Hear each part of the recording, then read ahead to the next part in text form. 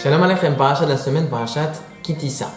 Dans cette paracha, nous voyons la terrible faute du veau d'or que les Béné Israël ont commise alors qu'ils venaient de recevoir la Torah.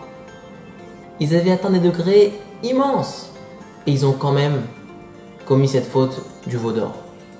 Alors nous, plus de 3300 ans après cet épisode, est-ce qu'on peut retirer un enseignement qui pourra nous aider dans notre vie personnelle? Écoutez ce que nous enseigne le Alshir HaKadosh. Il enseigne la parabole suivante d'un roi qui avait un fils unique et il désirait pour son fils, le meilleur enseignement pour lui, la meilleure éducation, les meilleurs professeurs. Alors il a pris conseil auprès de son bras droit et lui a dit: je t'en prie, cherche-moi les meilleurs professeurs qui pourront s'occuper de lui de façon individuelle et au top. Et donc le conseiller lui dit: effectivement, j'ai trouvé les meilleurs professeurs, de telle heure à telle heure, ce sera tel cours, de telle heure à telle heure, tel cours, etc. Mais roi, j'ai une idée. Il y a le fils du ministre de la Défense qui est du même âge. Et ça vaudrait peut-être le coup de l'en faire profiter également. Si déjà, on prend les meilleurs professeurs pour votre fils, eh bien on fait gagner un autre enfant. Le roi réfléchit et lui dit, et dans sa tête il se dit: écoute, celui-là, je le sens pas trop. Il ne provient pas d'une lignée qui est noble. Mais bon, finalement, il a dit: tu sais quoi, tu veux, fais. Tiens ma carte blanche. Et voilà qu'ils commencent les cours ensemble. Et effectivement, cet enfant était d'une mauvaise fréquentation pour le prince héritier.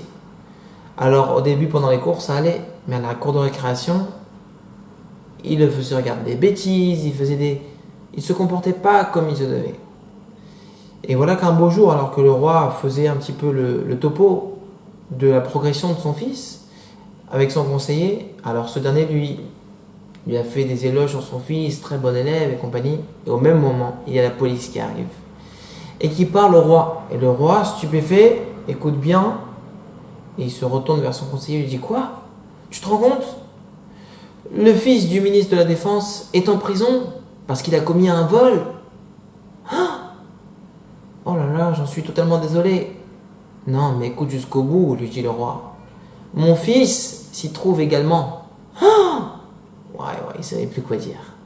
Eh bien, mes chers amis, c'est un petit peu ce qui s'est passé pour la faute du veau d'or. Vous savez que les Béné Israël, lorsqu'ils sont sortis d'Égypte, Akadosh Baruch Hu, c'est lui le roi. Le Ham Israël, c'est lui le fils unique d'Akadosh Baruch Hu. Et Akadosh Baruch Hu décidait pour son peuple, pour son fils unique, la meilleure éducation, c'est-à-dire par l'enseignement de la Torah.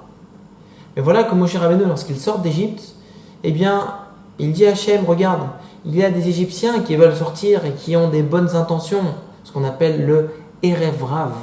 Eh bien, eux aussi, viens, on les fait rentrer également dans le peuple. Et Akadosh Baruch Hu a dit: bon, tu veux, allez, vas-y, tu as carte blanche.